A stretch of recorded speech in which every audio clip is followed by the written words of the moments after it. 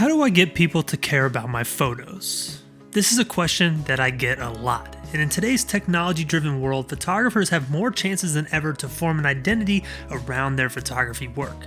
This identity is your brand. And you can grow this brand over time to help people understand who you are as an artist. Now back to that question at the beginning. I wish the answer was as simple as the best work gets the most recognition. But it doesn't always work like that, and branding has always played a part in art. Just ask Andy Warhol. Now, branding is an inexact science. It's different for everyone because everyone is unique, and a lot of branding is showcasing the parts of yourself that make you unique. So today I just want to share some of my experiences building my brand, Evan Ranft Photography, over the last few years.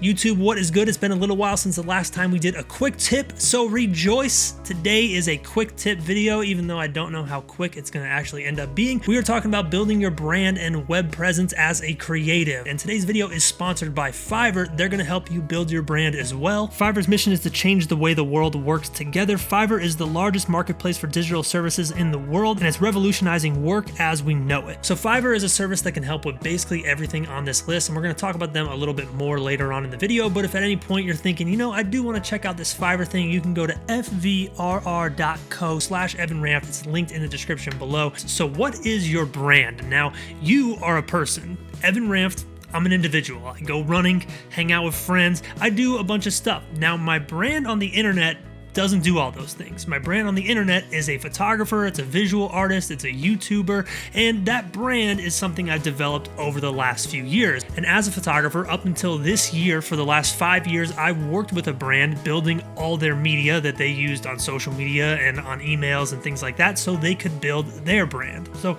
I got a little bit of experience in this, and today I'm only speaking from my own personal experiences and things that I've done. So let's get into it. If you enjoyed the video, do me a solid, hit that thumbs up button, subscribe if you're not yet. I see the analytics, like 60% of you are not subscribed to the channel.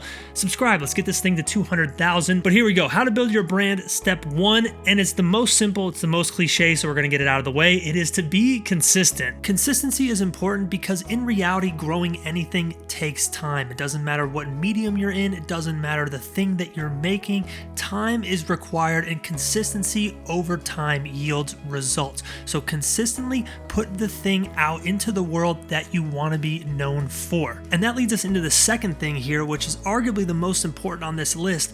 What is your brand? You have to define this. You cannot please everyone. One of the biggest mistakes I see creatives make is they think they can create a brand that identifies with the entire world. Everyone is going to love what I do, and unfortunately, that is not the case. If you try to please everyone, you will get nowhere. Figure out who you are, what your brand is, and what audience you are going after, and build your brand around that. Now, number 3 is utilizing and building communities on social media and on the internet, and also in person. So when I first got started with photography and wanted to make a name for myself as a photographer, I basically had a 2-part strategy. One was meet as many people in the city of Atlanta as I possibly could. I met so many people, I networked as much as I could, and I created photography that these people could relate with. And then everything I did on social media was also set up around this community of Atlanta. I was making Atlanta photos, I was meeting people in Atlanta, they were sharing my work online, and it all grew from there. It was a community. And at this time, I was really focused on city and street photography mainly, so I also built a community on social media around these two things. I met a lot of photographers who were into the same things as me. We would support each other online, we would like each other's work. Now here's the thing, these communities, they might be a little smaller, they might be a little bit more niche, but when you start building these communities up, they give you a solid base when you decide to expand out. So for me, with the Atlanta photography example, I was making so many photos in Atlanta that once I had done that for a long time, people understood when I started to branch out and do other things, and they followed me along. Now, the caveat to this,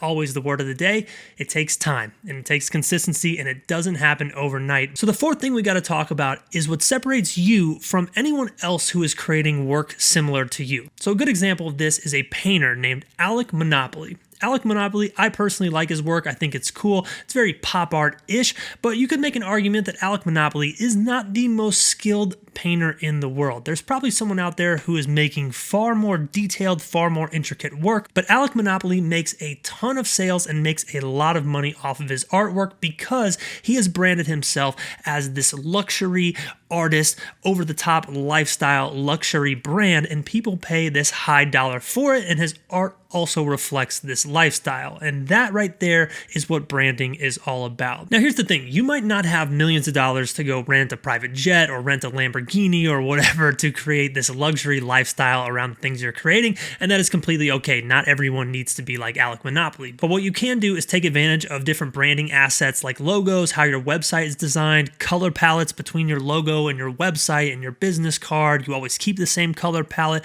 There's all these different things you can do with your brand to create a unique identity around the thing that you're making that separates you from the other people out there. And for me in the past, I would always go to independent contractors for this. I'd have to reach out to friends and say, hey, you know anybody who can work on this logo for me? You know anybody who can do this for me? And it was always kind of a headache. But luckily now with technology, companies like Fiverr are making it so easy to develop a brand around the thing you're doing. So like I mentioned at the beginning of the video, Fiverr's mission is to change how the world works together. Fiverr is the largest marketplace of digital services in the world, and it is revolutionizing work as we know it. Whatever project you got going on and whoever you want to team up with, Fiverr has freelance power to make it happen. You can choose from thousands of talented professionals, find what you need to make your project happen, and grow your business with Fiverr. No matter who you are, where you're located, or the size of your budget, Fiverr is going to be there to help you. So one area my branding has been really slacking is my YouTube header. I just made it myself years ago. I've never changed it. I guess it looks cool, but I wanted to go with something a little bit more minimal. So I downloaded the Fiverr app and went through the app and found a talented freelancer who did the exact type of logo that I want. So what I did is I sent in a request and said, hey, this is my idea for the logo. This is the previous logo I've used. Here's what I want to incorporate with it.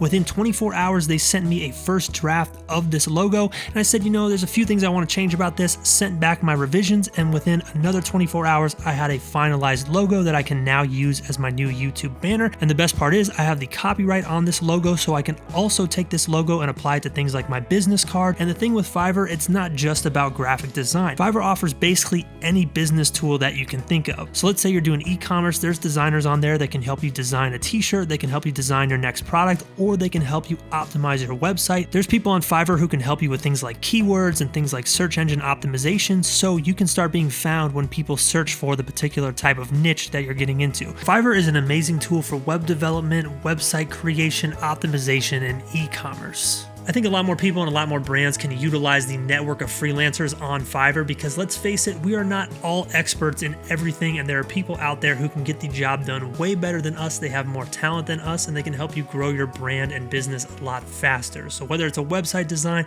e-commerce design, logo design, product design, Fiverr really has something for everyone. So shout out to them for sponsoring the video. That's fvrr.co/Evan Ranft. Shout out to Fiverr once again for sponsoring today's video. Let's get back to this list. The fifth thing we got to talk about is using your own voice. This is one of the most important things you can do with building a brand because it creates an identity with your brand. Now, the biggest problem I see with this is this weird mental block thing that we all go through where we don't believe something can be done or it's okay to do something until we see someone else do it. And typically we end up basing our brand identities on what other people are doing, whether it's the work itself or the way you're presenting the work. So let's use social media as an example. Social media has had so many trends over the last 6 years. I've seen a bunch of them. I've seen like city dark moody photos be trendy. I've seen film photography be trendy. I've seen models with crazy oversaturated colors be trendy. I've seen basically everything come and go. And if you are constantly chasing these trends and basing your brand around what's popular in the moment, you have no brand. Be yourself and use your own voice, because if you're constantly copying other people and waiting for someone to do something so you can get that mental approval, you're not going to get anywhere because you're already one step behind, and you're never going to build this unique thing around who you actually are. So the number 6 thing that I think is so important for building your brand and has helped me a lot over the years is staying in your lane. Once you understand what it is that you want to do, don't deviate too far from these things. Now, granted, I know it's okay every now and again to throw in some personal anecdotes, give your social media or give the things you're doing kind of a personal flavor. You don't want to do the same thing every single time. But if you're trying to grow a strong brand, people need to know what to expect from you. So let's say you are a nature photographer and that is the thing you make. It might not be the best to all of a sudden shift into doing like studio portraits or something like that. Yes, there's a way to rebrand yourself and start moving in that direction if that's what you want to do, but just sprinkling in some studio portraits with all your nature stuff is just going to confuse people, and they're not going to understand what exactly it is that they are looking at. Who are they following? What is this brand? What is this thing? It's just all over the place. So figure out what your lane is and start staying in it. And if you do want to shift into something else, be strategic about how you do it. One of the jobs I've had as a photographer was creating all the social media content around a sneaker store here in Atlanta. They sold all the major brands, and I made all the photos that we used on the website, that we used on social media, and we used in email campaigns. So for me, my style there became synonymous with their brand. But what I never did was share a ton of that work on my Evan Ramf social media, because the two kind of clashed. It didn't make sense for me to have all these pictures of sneakers showing up on my social media that was more city and street photography oriented. Every now and again, I might dabble and throw one in, show you what I'm working on, maybe in an Instagram story or maybe on Twitter, but it never became this thing that was conflicting with the mission that I had, which was to create Atlanta-based city and street photos. I always made sure that that was the main goal, and if I ever deviated from that plan with what I was doing with the brand, it never took away from that goal. It just